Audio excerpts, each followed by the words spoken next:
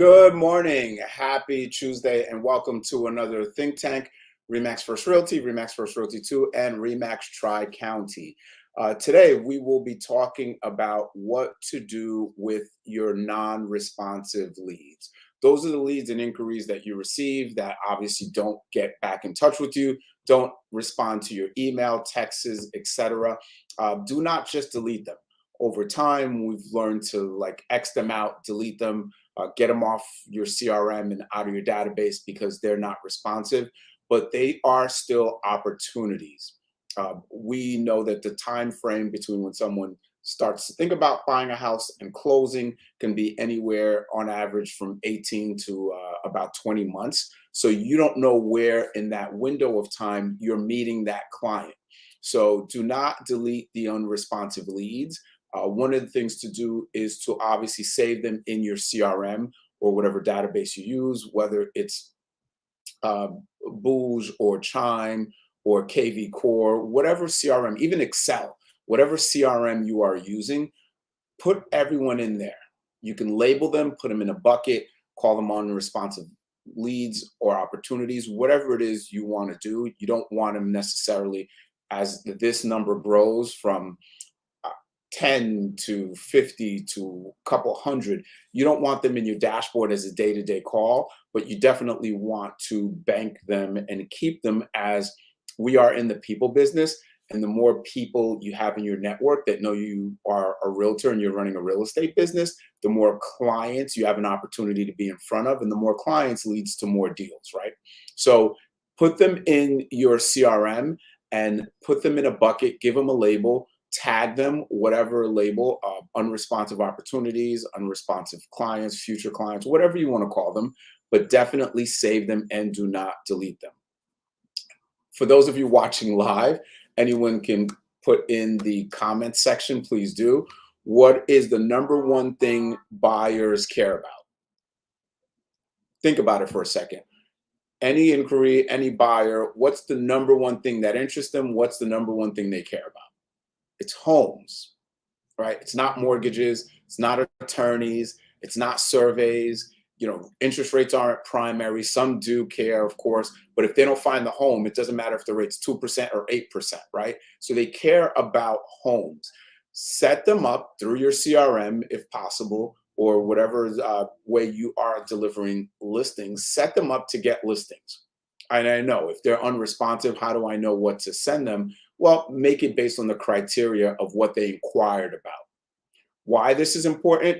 It's important because if buyers care about homes, one of the things that may get them to raise their hand is to send them homes, and one day they may find a home that gets sent to them from you that sparks their attention and gets them to respond. I know when I was in production, I set up every buyer on automated searches. And I remember receiving random calls or emails back saying, hey, I want to see this. And I looked at the name and said, who is this person? Because I couldn't remember, but didn't matter because it was an inquiry that I set up on a long-term auto email search. And one day they finally found something, or they're finally ready, and they responded. And that made it all worth it, right? Look at the time investment to create that buyer's auto email search versus the return on your investment once you can turn that person into a client and close them and or generate referrals. So set them all up on auto email alerts. What's going to happen is either over time they're going to look at it, they'll respond hopefully.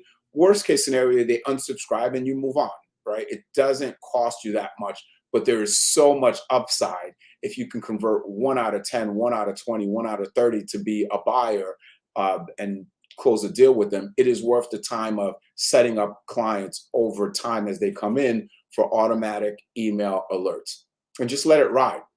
They care about homes, and that's more likely what's going to get them to engage and raise their hand versus anything else.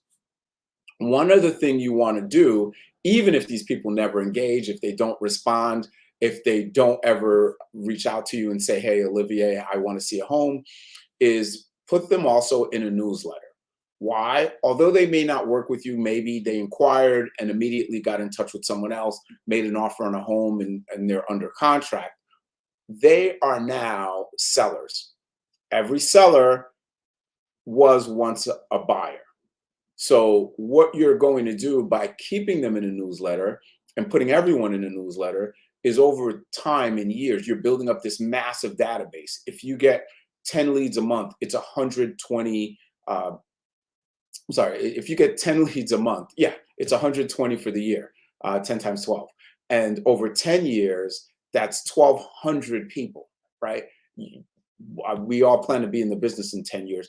You get these 1,200 people, they are homeowners. A lot of them will become homeowners. Homeowners are sellers. So this is a way to market towards sellers.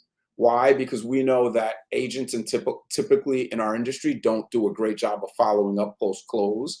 So if you're the one following up, even if it's through a newsletter or however means you're emailing them, you're following up with potential sellers. So it's a great way, again, to stay in front of more people. The more people you meet, the more people you're in touch with, there's an opportunity for more clients. The more clients equals more deals. So you want sellers. Guess what? All of these buyer inquiry leads, the ones that buy, they become homeowners. Homeowners are sellers. So it's another way to stay in touch with them. Whether they buy with someone else or buy with you or just never respond, I would want to market to them because I've already done the hard work and cost of generating an opportunity and a client coming in or a customer coming in.